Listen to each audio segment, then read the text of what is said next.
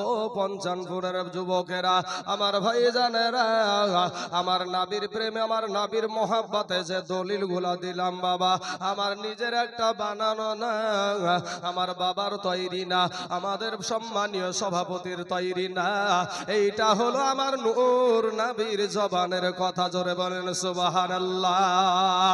এ মুসলমান ভাই যুবক রে, দুনিয়ার কোন ইমাম সাহেব তোমার কবরে যাবে না, দুনিয়ার কোন মৌলবি সাহেব তোমার কবরে যাবে না, দুনিয়ার কোন বাবা মা তোমার কবরে যাবে না রে বাবা, দুনিয়ার কোন মানুষ ওই কিয়ামতের দিন ভাই আপনাকে বাঁচাবে না। আপনাকে যদি কেউ বাঁচাই গো, সেটা হলো আমার মদিনাওয়ালা আপনাকে বাঁচাবে। যুবক রে, আমার নূর নবী আপনার জন্য কত কষ্ট করেছে, কত বাবা কষ্ট করেছে, একটাবার আপনাদেরকে একটু বয়ান করি। আমার দয়ার নবী, আমার নূর নবী বাবা গো, একদিন ফাঁকা ময়দানের ভিতরে বাবা, জঙ্গলার পাশে আমার নবীজি একদিন ওয়াজ করে, একদিন নামাজ পড়ছে বাবা।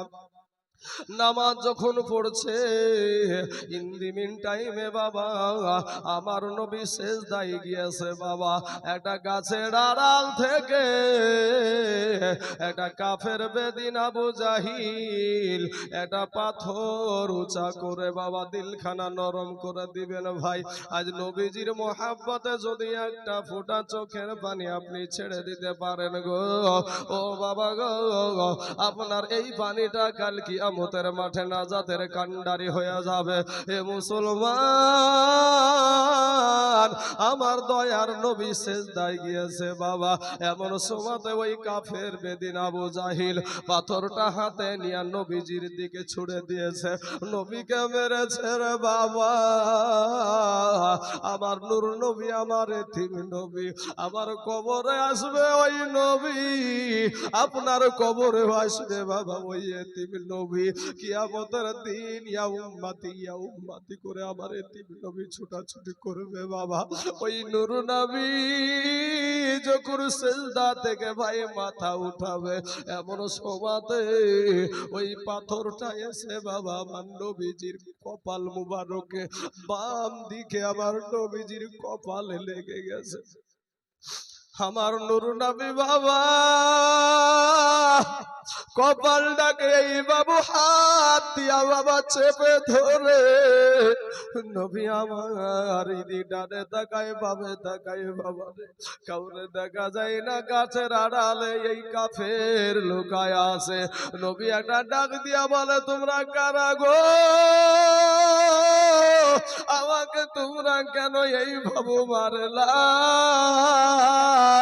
কি অন্যায় করেছি, কি অপরাধ করেছি, আমি তো তোমাদের কোনো অন্যায় করিনি, আমি তো তোমাদের কোনো অপরাধ করিনি, তোমরা কারা গো, তোমরা তো জানো আমার মা নাই, আমার বাবা দুনিয়ার জমিনে নাই, বাল্যকালে মা বাপ যারে মরে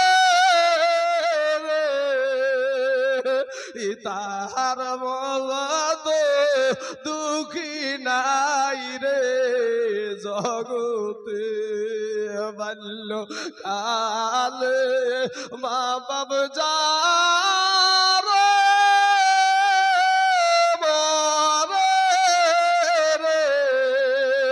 তাহার মতো দুঃখী নাই রে জগতে।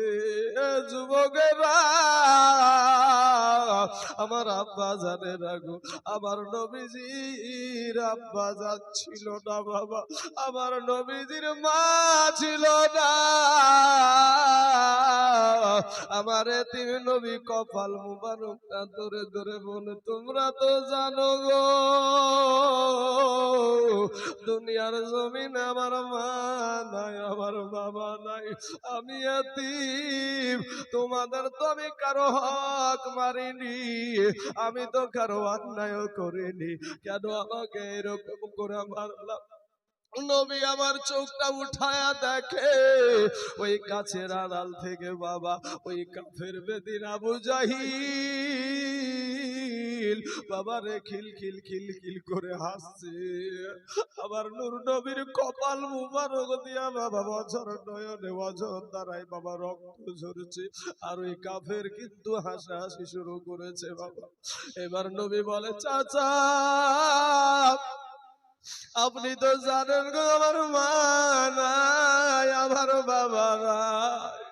চাচা গো, আপনি না ছোট অবস্থায় জংলা থেকে আমি বাপের ব্যথায় ব্যথি হইয়া জংলার দিকে যাচ্ছিলাম, আপনি নিয়ে এসে আমার মাকে আপনি বলেছিলেন আমি না থাকলে বাঘে ভাল্লুকে খেয়ে নিত, কিন্তু আমার মা আপনাকে বলেছিল আমার সন্তানকে বাঘে খাবে না, আমার সন্তানকে ভাল্লুকে খাবে না, সাপে ছুবে না, এই সন্তানকে কেউ কষ্ট দিয়ে শেষ করতে পারবে না।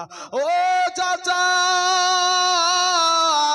চাচা গো, আমি তো আপনার কোনো অন্যায় করিনি, কেন মারলেন? এই আবু জেহেল আমার নবীজির রক্ত দেখে বাবা অতি খুশি হয়ে গেছে, আনন্দিত হয়ে গেছে, কিন্তু বাবা গো আমার নূর নবী কপালটাকে ধরে ধরে বাবা টুক টুক টুক টুক টুক টুক করে বাপ আপনার জংলার ভিতরে চলে গেল। মা নাই যে মায়ের কাছে মায়ের কোলখানে যাবে, বাবা নাই যে বাবার বুকখানে মাথা রাখবে। কোন যুবক যদি কষ্ট পাও রে ভাই, বড় কষ্টই যদি থাকো, বাপের বুকখানে মাথা রাখবা, দেখবা তোমার দিল খানা ঠান্ডা হয়ে যাবে, তোমার টেনশন দূর হয়ে যাবে। বাপের বুকখানা এত শীতল, সন্তানের কষ্টতে বাবা রে মা বাবা ঠিক থাকতে পারে না। আমি মা বাবার দিকে ওয়াজে আজকে যেতে পারবো না, আমার দয়ার নবীজির কথা বলছি বাবা। আমার দয়ার নবীজির মা নাই যে মায়ের কাছে ছুটে যাবে, বাবা নাই বাবার কাছে ছুটে যাবে। বাবা গো, টুক টুক করে আমার নূর নবী ওই জঙ্গলার ভিতরে চলে গেল। জঙ্গলার ভিতরে যাওয়ার পর একটা গাছে হেলান দিয়ে নবী আমার কপালটা চেপে ধরে বসে আছে। আসমানের ফারিস্তারা জিবরাইল ফারিস্তার দল নিয়ে বাবা ছুটে চলে এসেছে, বলে ইয়া রাসূলুল্লাহ, ইয়া হাবিবাল্লাহ, নবী গো একটা বার অর্ডার দেন গো নবী, একটা বার শুধু অর্ডার দেন, আমাদের এই পখা দিয়া এই নূরের পাখা দিয়া কাফেরদের বংশকে নির্বংশ করে দেব। আমার দয়ার নবী, আমার নূর নবী, আমার আদর্শবান নবী ওই জিবরাইলের পাখা ধরে বলে, জিবরাইল রে, আমি নবী ধ্বংস করতে আসি না, আমি নবী তাদেরকে ধ্বংস করতে আসি নাই, তুমি যদি তাদেরকে ধ্বংস করে দাও আমি রহমাতাল লিল আলামিন, আমি কাকে কালেমা পড়ে জান্নাতে নিয়ে যাব? জোরে বলেন না একবার সুবহানাল্লাহ। বাবা রে, কোন জানি দয়ার নবীর মন কতটা উদার। আমরা হলে বলতাম ভাই রে যা, আগে গিয়ে ওকে মেরে আই, না মারা পর্যন্ত শান্তি নাই। কিন্তু আমার নবী বলে, আমি নবী ওদেরকে বুঝাইয়া বুঝাইয়া ওই জাহান্নামের আসামির খাতা থেকে নামটা কেটে আমি জান্নাতের মেহমান বানায়া দিব। জোরে বলেন সুবহানাল্লাহ। জিবরাইল বলে, ইয়া রাসূলুল্লাহ, ইয়া হাবিবাল্লাহ, নবী গো, ওগো নবীজি, আপনি নবীর কারণে ওই কাফেরেরা খাবার পায়, আপনি নবীর কারণে ওই কাফেরেরা বাতাস পায়, আপনি নবীর কারণে ওই কাফেরেরা পানি পায়। ও নবী গো, আপনি নবীর কারণে আল্লাহর দুনিয়ার জমিনে তারা থাকতে পায়, এরপরও আপনাকে কষ্ট দেয়। জিবরাইল রে, তোমার বড় মায়া লেগেছে নাকি? বলে, রাসূল গো, আপনার কপাল মুবারকের রক্ত দেখে শুধু আমার না, আল্লাহর ফারিস্তারা সবাই ছুটে চলে এসেছে। জোরে বলেন সুবহানাল্লাহ। হে বাবার আমার ভাই জানেরা, আমার নবী আপনার নবী ডাক দিয়া বলে জিবরাইল, আমার উপরে তোমাদের মায়া লেগেছে, আমার আল্লাহর কি মায়া লাগেনি? আমার আল্লাহর কি মায়া লাগেনি? জিবরাইল একটা ছুর দিয়ে আল্লাহর দরবারে হাজির। আল্লাহ গো, আপনার হাবিবুল্লাহর, আপনার হাবিবের, আপনার দোস্তের কপাল দিয়ে রক্ত ঝরে গো আল্লাহ। আল্লাহ গো, যাকে সৃষ্টি না করলে আমি জিবরাইল সৃষ্টি হতাম না, আজ তার কপাল দিয়ে রক্ত ঝরে, আপনার কি মায়া লাগে না? আল্লাহ বলে জিবরাইল রে, যা আমার হাবিবকে এখন গিয়া বল, আমার হাবিব যদি একটা বার শুধু বলে এখনই কিয়ামত আরম্ভ করে দিতে, আমি আল্লাহ আমার হাবিবের জন্য আমি এখনই কিয়ামত আরম্ভ করে দিব। জোরে বলে রে সুবহানাল্লাহ। জিবরাইল রে, আমার হাবিবকে আমি বড় আদর করে বন্ধু বানায়া সৃষ্টি করেছি, ওই বন্ধুর কপাল দিয়ে রক্ত ঝরে রে, আমার বন্ধুর কপাল দিয়ে রক্ত ঝরে, আমার আরশের পায়া কাঁপে রে, আসমান কাঁদে, জমিন কাঁদে রে, আমার বন্ধু যা চাইবে, যা কি বলছে দেখ। জিবরাইল এসে বলে ইয়া রাসূলুল্লাহ, ইয়া হাবিবাল্লাহ, নবী গো, আমার আল্লাহর বড় মায়া লাগছে গো নবী, নবী গো, আল্লাহর বড় মায়া লাগছে। আপনি কি চান বলেন? আপনি যদি এখন কিয়ামত আরম্ভ করতে বলেন, এখন আল্লাহ কিয়ামত আরম্ভ করে দেবে। জিবরাইলকে ডাক দিয়ে বলে, হে জিবরাইল, আমার আল্লাহকে গিয়া বল, আমি নবীর কপাল দিয়া রক্ত ঝরছে, এই রক্তের বিনিময়ে আমার উম্মতকে কিয়ামতের দিন আমার আল্লাহ মুক্তি দিবেনি। জোরে জোরে বলুন সুবহানাল্লাহ। এ দয়ার নবী বিনে গো আপন বলতে কেহ নাই জগতে, আমার মায়ার নবী বিনে গো আপন বলতে কেহ নাই জগতে, ভেবে দেখি আমি সব বিদেশি মিশে মায়ার ভবেতে, আপন বলতে কেহ নাই জগতে, আমার দয়ার নবী বিনে গো আমার মায়ার নবী বিনে গো আপন বলতে কেহ নাই জগতে। ওরে আমার নাবিকে যারা মানুষ গো বলে, শ্রেষ্ঠ জীবন তাহার গেছে রে বিফলে, ওরে আমার নাবিকে যারা মাটির মানুষ গো বলে, শ্রেষ্ঠ জীবন তাহার গেছে রে বিফলে, ওরে যাবি আবার পশুর দলে, যাবি আবার পশুর দলে, আসতে হবে ফিরিয়া, আপন বলতে কেহ নাই জগতে। রাস্তায় মা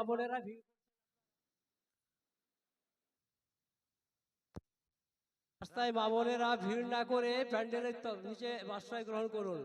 মা বোন, আপনাদের কাছে অনুরোধ, আপনারা রাস্তায় ভিড় জমাবেন না। ভাই খুব শক্তি লাগছে ভাই, শোনা একটু উঠান না ভাই, শক্তি লাগছে, বিশ্বাস করেন কঠিন শক্তি লাগছে, একটা লাড়ি ব্যথা হয়ে গেল ভাই, আপনি উঠাতে পারেন ভাই? এমন সময় এমন এমন জায়গায় আপনারা শেড ভাড়া দেন, রাস্তা দিয়ে যায় তো মাটি পর্যন্ত কাঁপে আওয়াজে, আছে না নাই? যখন ডিজে বক্স বাজায়, আর এখানে এসে বাবা শক্তি, এত শক্তি দিয়ে যদি পেটে লাড়ি এক জায়গা দিয়ে ব্যথা হয়ে যায়, তাহলে কি করে হবে? আমি ভাই আপনাকে বলছি, বসিয়ে দিয়েন না, চাপিয়ে দিয়েন না, বুলন্দ করেন। বুলন্দ মানে কি? উঠানো। হ্যাঁ, আপনার উঠাবেন তখন বক্তা এমনি খেলবে, কিন্তু বক্তা যেভাবে বসছে, মাইক যেভাবে বসছে, বক্তা তো বসতে বসতে শেষ হয়ে যাবে বাবা। যে আমার সোনা মানিকের, আমার ভাই জানেরা, তাহলে আমার নূর নবী, দেখেন ও আমার মুসলমান বাবাজির, আমার ভাই জানেরা, আপনার নবী, আমার দয়ার নবী, সেই 1400 বছর আগে আপনার নবীর কপাল ফেটেছে, আর সেই নবীর রক্তের বিনিময়ে আল্লাহর কাছে আজ আমাদের জন্য নবী বলছে, আমার ওই উম্মাতদেরকে তুমি নাজাত দিবা না, মুক্তি দিবা না। কিন্তু ভাই রে, আজকে যদি আপনার স্বার্থে, যদি আপনার মা, আপনার যদি আপনার মায়ের স্বার্থে যদি আপনি আঘাত দেন, আপনার মা আপনাকে বেকা কথা বলবে। আপনার বাবার স্বার্থে যদি আপনি আঘাত দেন, আপনার বাবা আপনাকে বেকা কথা বলবে। আপনার বিবির স্বার্থে যদি আঘাত লেগে যায়, আপনার বিবি এবার লালবাগের লাল ঘর দেখে গেছে ছেড়ে দেবে। বুঝেন না বাপ? লালবাগের লাল ঘর কোনটা? হ্যাঁ, সুবহানাল্লাহ। সন্তানের স্বার্থে যদি আঘাত লাগে, সন্তানও কিন্তু বাবা মাকে ছেড়ে কথা বলে না। অতএব আজ থেকে 1400 বছর যেই নবী আপনার জন্য চোখের পানি ছেড়ে কাঁদছে, সেই নবীকে চিনুন বাবা, সেই নবীকে চিনুন। বাবার আমার সোনা মানিকেরা, ওগো আমার পর্দার আড়ালের মা খালা গো, শুনে জানাজ রাতের বেলা মা, এই দুনিয়াটা কিছুই না রে মুমিন, এরে আমার নবীর উম্মতের দল মাস্তানি করিও না রে বাবা, যৌবনের বাহাদুরি দেখায়ও না রে যুবক। ও যুবক ভাইয়েরা, আমার কালেমার ভাই, তোরা আমাদের কালেমার ভাই, দুশ্মন না রে যুবক। ও নওজোয়ানেরা, ফিরে আয় ভাই, রাস্তায় ভিড়াভিড়ি করিও না, আমার নবীর আদর্শের মালাটা একটু গলায় পরিয়ে নাও। আমার নবী কাল কিয়ামতের দিন বাপ দৌড়াবে সন্তানের পিছনে, সন্তান দৌড়াবে বাবার পিছনে, কেউ কাউকে পরিচয় দিবে না। কিন্তু আমার নূর নবীর সামনে দিয়ে আপনাকে জাহান্নামের কোনো ফারিস্তার ক্ষমতা নাই, আপনাকে আপনার নবীর সামনে দিয়ে জাহান্নামে নিয়ে যাবে। জোরে জোরে বলুন সুবহানাল্লাহ। এরে নবীর গোলামের দল, আজ তুমি রাস্তায় ঘোরাঘুরি করো রে যুবক। ও যুবক, তোমার এই জায়গা ভালো লাগে না, আবার তুমি মাস্তানি করো। ওরে ভাই, তুমি যেমন রাস্তায় ঘোরাঘুরি করছো, কত নারীদেরকে টিটকারি মেরে কথা বলছো, যুবকরে আমাদেরও মন চাই একটা আনন্দ করতে, আমাদেরও মন চাই সিনেমা দেখতে, আমাদেরও মন চাই তোমার মতন আনন্দ করতে, কিন্তু আমরা করি না। কারণ কি? আমাদের অন্তরে আছে আল্লাহর ভয়। তোমার মতন বেয়াদব না রে যুবক, তোমার মতন বেয়াদব না। এ যুবকেরা, রাস্তার দিকে তাকায়া দেখ, কত যুবকের লাশ অভাব নাই রে বাবা, কত যুবকের লাশ ঘরের ভিতরে অভাব নাই, কত যুবকের লাশ পানির নিচে অভাব নাই। যুবক রে, আজকে পঞ্চানপুর মাদ্রাসায়, সন্ডি মাদ্রাসায় জলসা মাহফিল। ওরে যুবক, আজকে তুমি যদি এই মাদ্রাসাকে মুহাব্বত করে থাকো, এই মাদ্রাসাকে যদি ভালোবেসে থাকো, যুবক রে, মাস্তানি না করে ভিতরে এসো রে বাবা। ও মা খালা রাগো, আমার সভাপতি বাবুজি আমার বারবার বললো, মা রাস্তায় ভিড় ভার করিয়েন না মা। মা গো, তোমার যদি মাথা দেখা যায় আল্লাহ জাহান্নামে দিবে রে মা, তোমার যদি পেট দেখা যায় আল্লাহ জাহান্নামে দিবে রে মা, তোমার যদি পিঠ দেখা যায় আল্লাহ জাহান্নামে দিবে। ওরে মা, তুমি কোন অঙ্গ ডালিয়া আল্লাহর জান্নাতে যাবার মা? মা গো, তোমার মতন কত মা সংসারের সব কাজ করে, এরপরেও পর্দা করে, এরকম ইতিহাস আছে না নাই বাবা? তোমার মতন কত মহিলা সংসারের সব কাজ করে, তারপরেও 5 ওয়াক্ত নামাজ পড়ে, তুমি কেন পারবা না রে মা?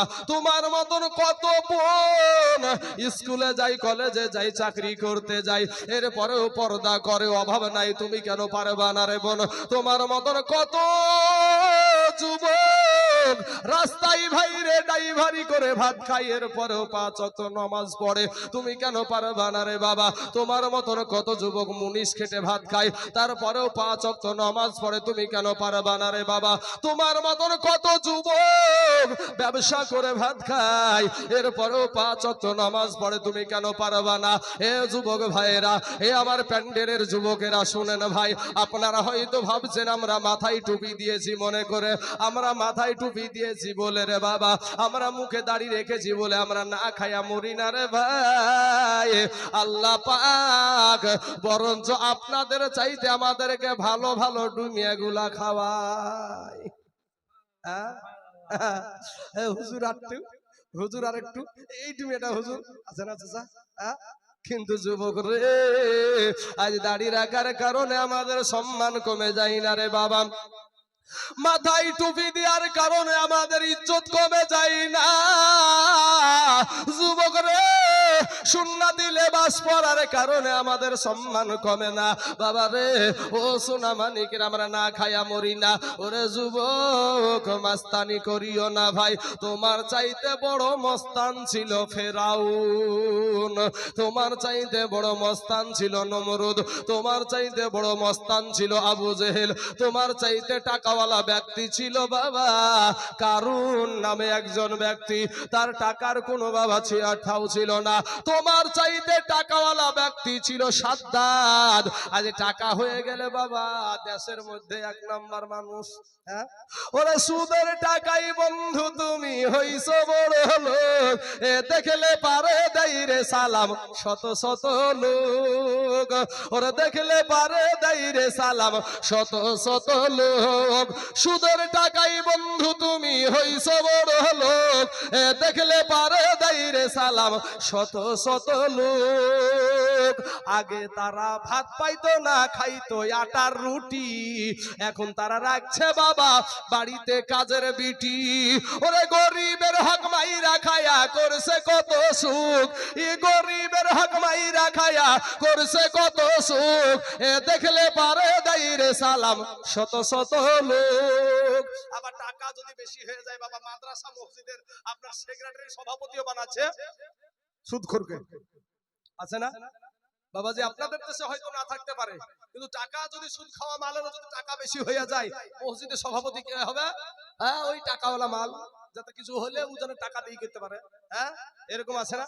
এখন মদখোর চিন্তা করছে, হারে সুদ খাওয়া তো আরো বড় গুনাহ, তারপরে মসজিদে সভাপতি হয়ে গেল, মাচানে বসে মাতলামি করছে আর বলছে ও ধরেছে আমি মদ খেয়ে মসজিদে গেলে তাড়িয়ে দিবে সকলে, লোকে আমায় করবে গালাগালি, আমার নাই গতি। মদখোর, মদখোর বলছে যে শালা সুদ খায়, মৌলবীরে তো বলে সুদের গুনাহ বিশাল বড় গুনাহ, তো এই সুদ খাওয়ার পরে মসজিদের সভাপতি হয়ে গেল, আর আমি মদখোর, তার লেগে আমাকে নিজের কথা বলছে। যদি মদ খেয়ে মসজিদে যাই, আর মসজিদে গেলে মদ খেয়ে যদি মসজিদে যে মাতলামি করে, বুঝতে পারছেন না?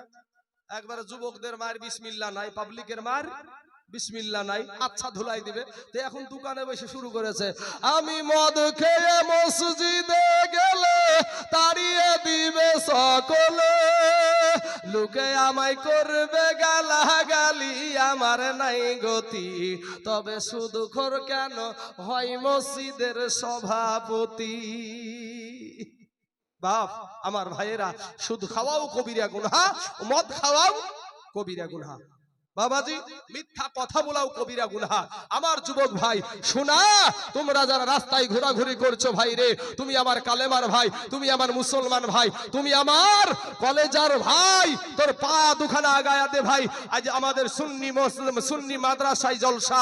ওরে যুবক, ফিরে আই ভাই, তওবা করে আল্লাহর রাস্তায় ফিরে আয়, তওবা করে আল্লাহর কাছে ক্ষমা চা।